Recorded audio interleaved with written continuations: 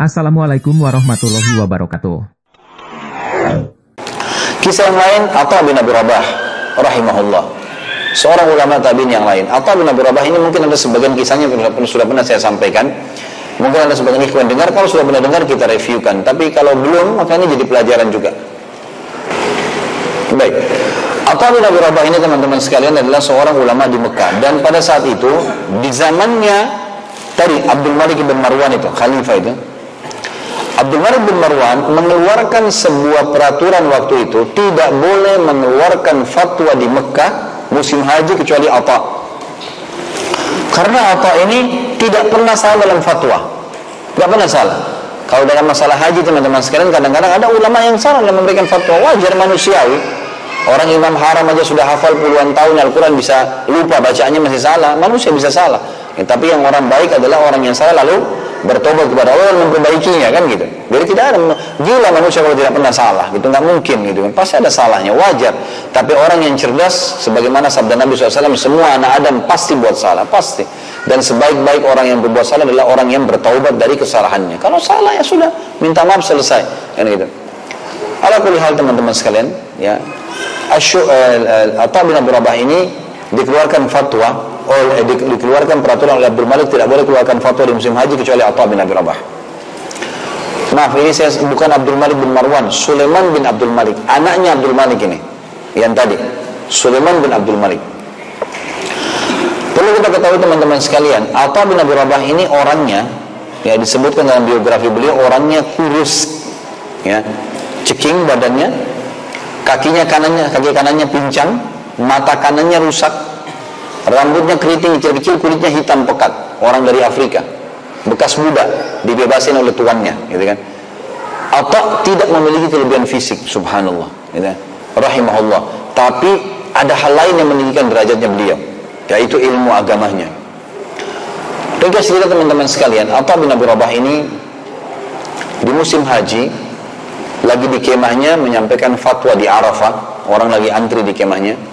Sulaiman bin Abdul Malik ini khalifah menunjuk dia menjadi mufti, bilang sama dayang-dayangnya setelah tiba di Arafah, sudah atur posisi kemahnya, sudah siap wukuf, dia bilang, aina sahibukum, mana teman kalian nih, maksudnya si Atha, saya ingin bertanya. Kata mereka, ada di kemahnya, apa perlu kami panggil Amirul Mukminin? Kata dia, tidak usah, biar saya yang kesana, saya akan bertanya langsung.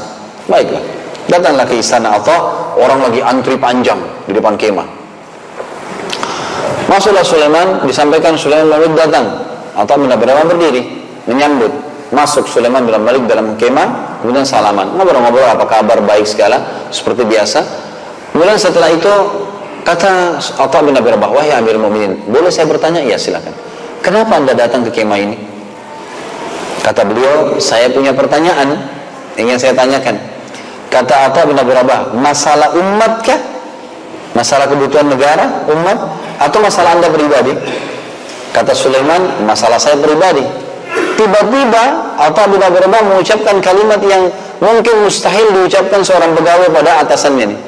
Dia mengatakan, wahai Amirul Mukminin, silakan keluar dari kemah, antri bersama muslimin. Ini Atha bin Abi Rabah fisiknya punya kekurangan, yang datang sekarang raja, khalifah, dan waktu itu Sulaiman bin Abdul Malik ini terkenal punya kerajaan yang sangat besar, luas, disegani, gitu kan.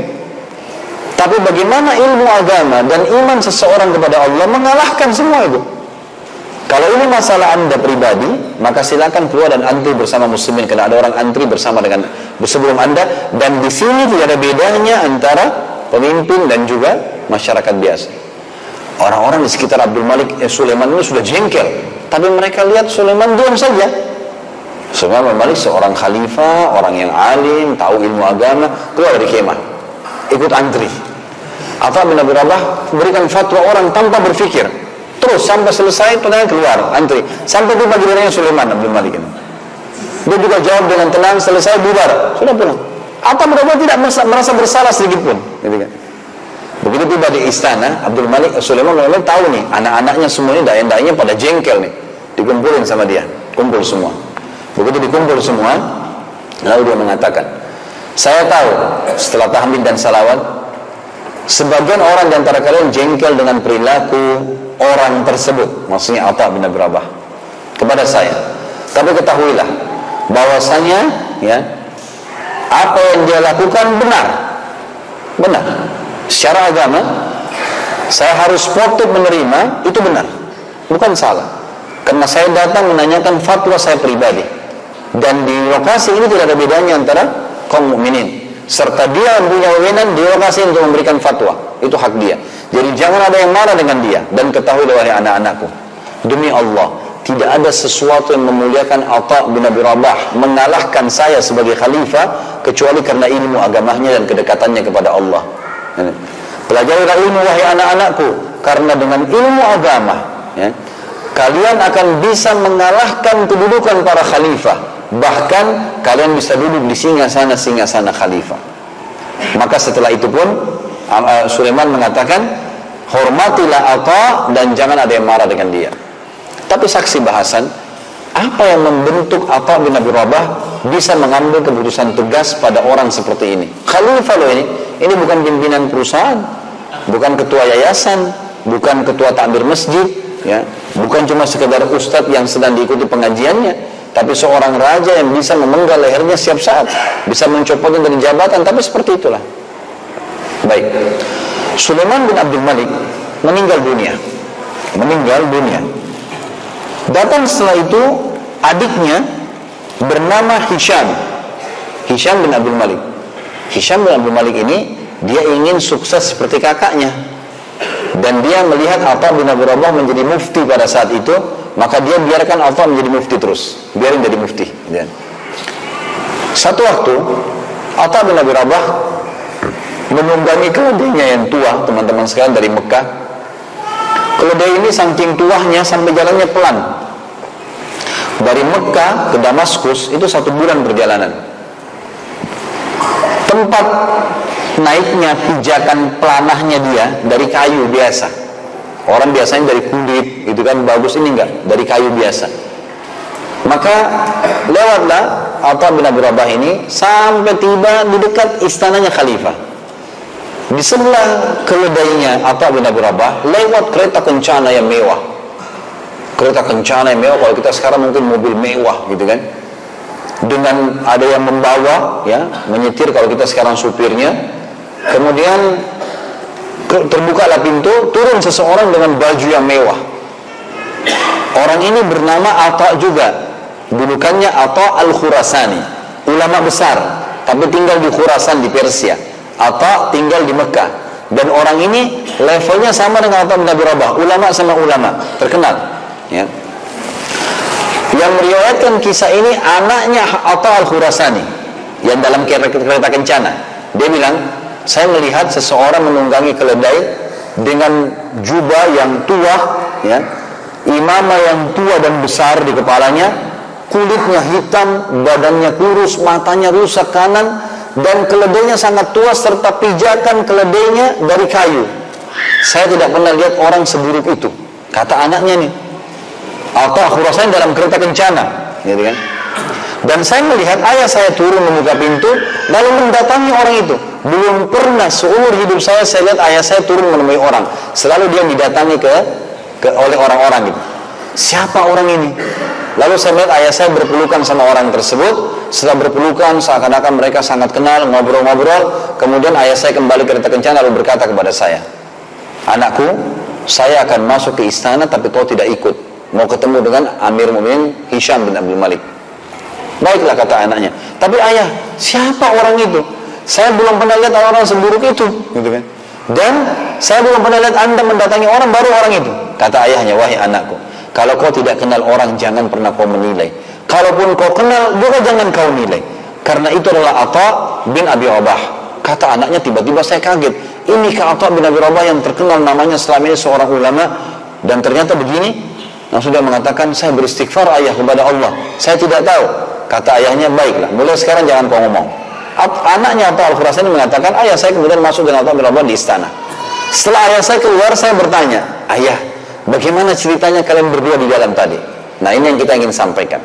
Kata Atha Al-Khurasani, ayahnya si anak ini cerita, Demi Allah dia bilang, kalau bukan Atha bin Abi Rabah, saya tidak akan dimasukkan ketemu dengan khalifah. Dan perlu kau tahu, hai anakku, waktu kami masuk di pintu gerbang, begitu Amir Mukminin Hisham bin Abdul Malik melihat Atha bin Abi Rabah datang, dia berdiri dari singgasananya.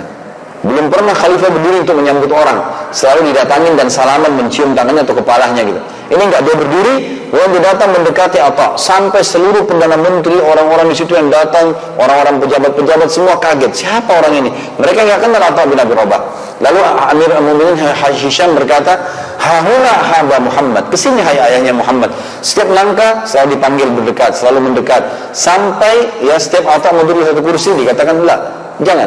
Hahuna Aba Muhammad, ikut dengan saya terus." Sampai mendekati singgasana, lalu Amir Mukminin mempersilakan Atha Khurasan duduk di sebuah kursi. Kemudian Atha bin Abi Rabah dipanggil duduk bersebelahan dengan dia di singgasana. Dan boleh kita tahu teman-teman sekalian, singgasana di zaman dulu ini, jangankan tamu, anaknya khalifah nggak boleh duduk. Singgasana itu khusus untuk khalifah, nggak boleh duduk. Itu dianggap pelanggaran kalau duduk di situ. Karena ini simbol tahta kerajaan, nggak boleh sembarang orang duduk di situ. Ya, yang mewarisi yang boleh, tidak boleh saudaranya nggak boleh, anaknya nggak boleh ada yang duduk di situ. Ini Atha bin Abi Rabah didudukan di sebelah singgasananya. Lalu kata Hisham, "Wahai ayahnya Muhammad, setelah saya tanya kabar anda, adakah hajat yang perlu saya selesaikan hajat anda?" Kata Atha bin Abi Rabah, "Iya wahai Amir Mukminin. Perlu anda tahu, tetangganya Allah penduduk Mekah dan tetangganya Rasulullah penduduk Madinah." Kenapa penduduk Mekah dibilang tetangga Allah? Karena ada Ka'bah, gitu kan? Ini bahasa beliau. Dan kenapa penduduk Madinah dikatakan tetangga Rasulullah walaupun beliau sudah meninggal? Karena ada rumah Nabi SAW. Semua orang di dekat Madinah berarti tetangga Nabi SAW. Terlambat ataya mereka, terlambat pembagian hasil mereka. Jadi zaman dulu itu kalau ada khilafah, selalu keuntungan negara diberikan kepada masyarakatnya. Terlambat hasil mereka, gitu kan? Berikan hak mereka. Maka kata Hisham, panggil Gulam, sekretarnya, catat, keluarkan sekarang, berikan sekarang penduduk Mekah dan Madinah. Ada lagi wahai ayahnya Muhammad, ada lagi mujahidin yang mempertahankan perbatasan antara muslimin dengan orang-orang kafir dan mempertahankan kekuasaan kalian sehingga kalian bisa nyaman tidur, kalian bisa nyaman makan, kalian bisa nyaman berhubungan biologis dengan pasangan kalian, gitu kan? Itu telah terlambat gaji mereka, istri anak mereka mengeluh dengan saya, gitu. Berikan gaji mereka. Kata Hisham, catat, berikan semua gajinya mujahidin dan tambahkan 1 bulan bonus kena telat. Ada lagi wahai ayahnya Muhammad, terus saja Atha bin Abi Rabah menyampaikan hajat-hajat muslimin, tidak ada hajatnya pribadi. Sampai 5-6 hajat selesai dia sampaikan, semua hajat muslimin. Lalu kata Hisham, masih adakah hai abahnya Muhammad? Lalu tiba-tiba ada satu kejadian yang luar biasa. Atha bin Abi Rabah berdiri di singgasana ini, berdiri lalu menghadap ke arah Hisham, lalu mengatakan dengan suara yang tegas dan keras, didengar oleh semua orang di situ, "Iya, ada wahai Amir Mukminin, dan hajat ini lebih penting daripada hajat sebelumnya." Kata Hisham, "Apa itu hai Muhammad? Apa itu wahai ayahnya Muhammad?" Kata Atha, "Demi Allah ya Amir Mukminin, kamu dilahirkan di muka bumi ini sendirian. Waktu kau lahir sendirian dari rahim ibumu, kamu juga akan mati sendirian, dan kamu akan dihisab hari kiamat sendirian. Tidak akan bermanfaat singgasana ini, semua gorden dan permadani ini, semua dayang-dayang yang di sekitarmu ini di hadapan Allah Subhanahu wa taala. Hanya kamu dengan amalmu. Maka bertakwalah wahai Amir Mukminin." Kalimat ini diucapkan, orang semua kaget mendengarkan kalimat tersebut, menghardik Amir Mukminin. Di depannya dia sambil berdiri di singgasana. Lalu Hisham sambil menangis memukulkan tongkatnya ke karpet sambil mengatakan jazakallahu khairan, sambil nangis-nangis gitu. Kemudian Atha bin Abi Rabah pamit keluar. Kata Atha Al-Khurasani, kami pun keluar, dan demi Allah Atha bin Abi Rabah tidak minum segelas air pun. Enggak ada hajatnya minum, makan. Coba kalau kita diundang oleh presiden, ada hidangan makanan apa? Jangankan presiden, acara perkawinan saja rebut-rebutan makanan gitu. Ini enggak minum apapun karena hajat muslimin yang dibutuhkan disampaikan, dan tidak ada hajatnya sama sekali. Plus lagi, kata Atha Al-Khurasani, waktu kami sudah tiba di pintu gerbang istana, dikejarlah kami oleh seorang sekretarisnya Amir Mukminin, membawakan sekantong dinar emas, sekantong banyak sekali. Dikasih kepada Atha bin Abi Rabah sebagai tanda terima kasih khalifah. Kata Atha, demi Allah saya datang bukan untuk ini, dan saya tidak akan mengambil satu dinar pun, dikembalikan, tidak jadi. Lalu mereka keluar gitu. Tapi di sini teman-teman sekalian, apa yang membentuk pribadi Atha bin Abi Rabah sampai melakukan perbuatan seperti ini? Karena dia tahu ada raja yang sebenarnya, manusia yang sedang dia hadapi adalah manusia biasa seperti dia, kebetulan berbeda status saja, tapi sama dengan kita. Apa yang mau disombongin? Ada raja yang sebenarnya yang paling layak untuk ditakuti.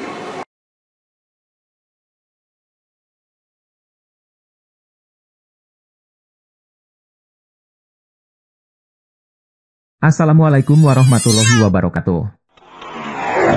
Itu Iyas Al-Muzani rahimahullah, seorang yang sangat cerdas memang, dari kecil terkenal cerdasnya gitu ya.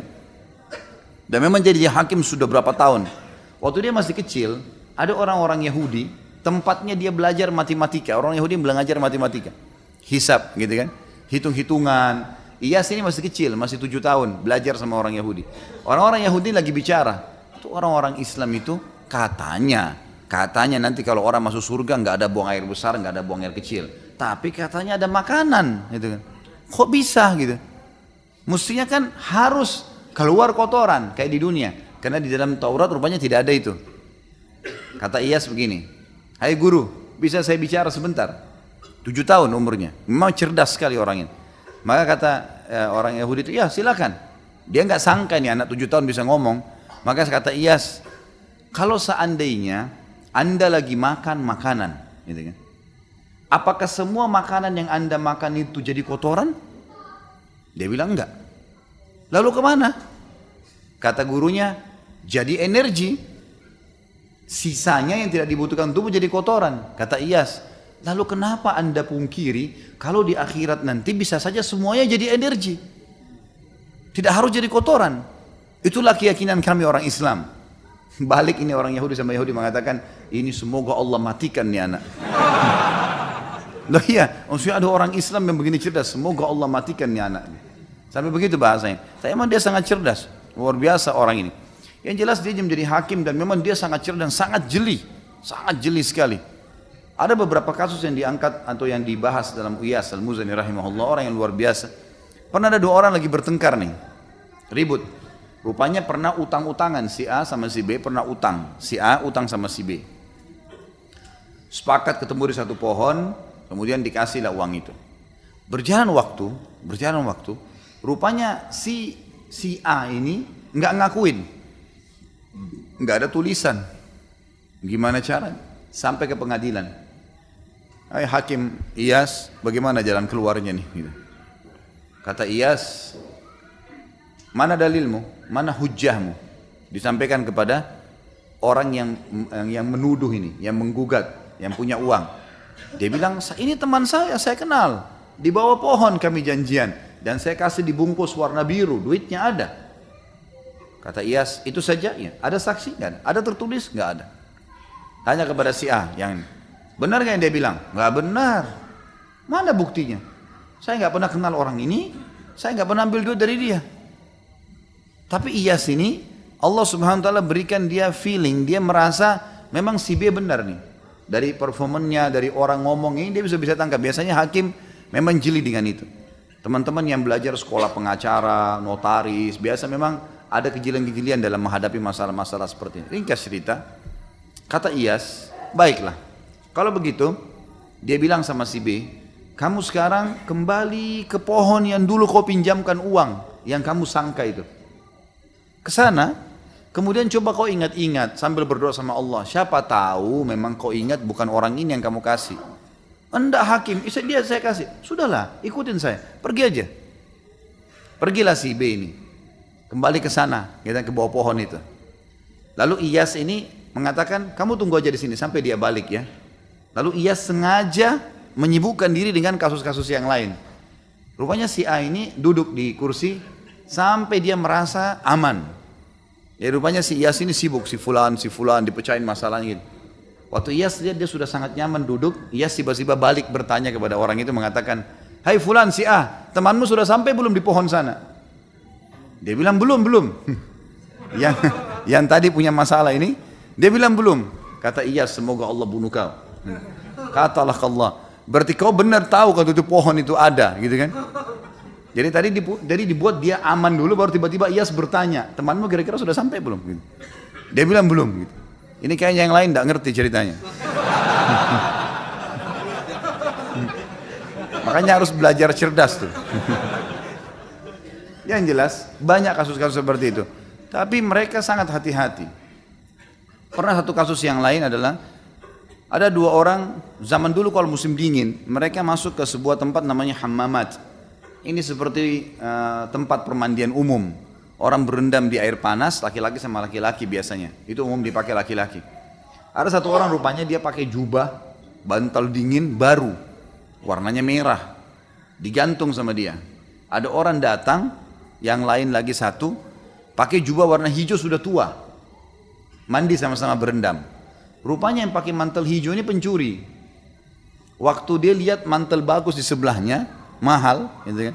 Ini dari bludru, maka kemudian dia pun mengatakan, dia pun keluar dari tempat mandi itu, berendam itu sebelum orang ini bangun, kemudian dia langsung ngambil jubah warna hijau, warna merah, kemudian dia pergi.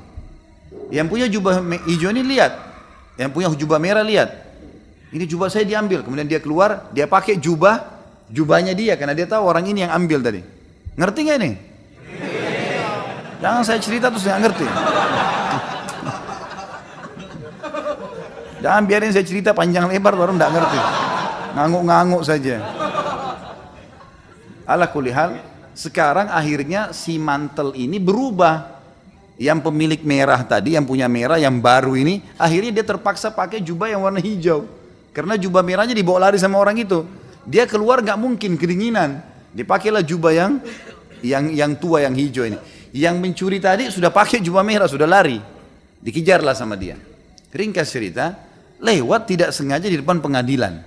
Lalu si yang punya jubah hijau teriak, ini fulan mencuri mantel saya. Gitu. Ada beberapa, kalau kita sekarang polisi, aparat keamanan, khilafah yang menjaga depan pengadilan, tangkap dulu. Tangkap, ini orang ini jubah saya. Gitu. Kok bisa? Ini yang pakai jubah merah bilang, enggak ini jubah saya, ini sama saya. Loh tadi kan kamu sama saya masuk ke kamar mandi, untuk berendam. Enggak, mungkirin. Pokoknya sudah ini niatnya mencuri. Baiklah, masuk pengadilan. Sama Iyas dihadapin nih. Apa masalah? Nih jubah, inilah ceritanya seperti ini. Bagaimana pendapat kau nih yang pakai jubah merah nih, si pencuri? Ini jubah saya pakai, jelas-jelas punya saya. Dari mana ini orang ngaku? Gitu. Memang dasarnya mau mencuri. Kata Iyas kepada yang satu, apa alasanmu? Dia bilang enggak ada. Ini memang baru saya beli. Tapi buktinya sekarang kok pakai warna hijau nih. Loh, saya pakai tadi karena kalau saya nggak pakai saya kedinginan untuk ngejar dia. Apa alasan? Ada saksi? Nggak ada. Ada bukti? Nggak ada. Gimana jalan keluarnya nih mecahin? Coba kalau antum di posisi ini gimana mecahin? Hah? Apalagi habis capek kerja seharian gini nggak encer sudah otaknya. Iyas rahimahullah punya ide gitu. Maka rupanya dia tanya kepada orang yang punya jubah merah. Jubah ini kenapa kau beli? Bilang saya suka sekali. Harganya berapa? Harganya 200 dirham. Mahal sekali jubah ini. Kau sayang sama jubah ini? Sayang. Baiklah. Itu saja pertanyaan saya. Ditanya yang satu nih, yang sudah lagi pakai jubah merah. Berapa kau beli jubah ini? 200 dirham. Ikutin situ. Karena dia tidak tahu harganya kan gitu. Kau sayang jubah ini? Sayang jubah ini. Baiklah kalau gitu. Sekarang untuk membuktikan, saya akan ambil sebuah alat, diambil seperti alat tapi dari besi itu untuk hancurin benda biasanya, bukan pedang juga, tapi ada seperti sisir kalau kita sekarang tapi tajam-tajam gitu ya. Itu untuk menghancurin daging, hancurin apa gitu. Lalu kata Iyas, panggil salah satu petugas di pengadilan, ambil tuh jubah merah, keluarin sekarang, taruh di depan saya. Ini jubah sekarang, saya akan hancurin. Karena kalian berebut, tidak tahu siapa yang punya, maka saya akan hancurin nih. Diambillah sama dia sisir tersebut tadi yang tajam ini, kalau ditarik ini sobek semua nih, rusak ini bludur gitu kan. Tiba-tiba yang punya jubah, yang memang punya jubah yang tadi yang betul-betul beli itu, mengatakan sudah hakim, nggak usah, kasih aja dia deh, daripada hancur gitu kan. Sementara yang satu ini bilang, ya udah silahkan, hancurin aja. Udah ketahuan belum? Sudah mulai cerdas malam ini. Bagus.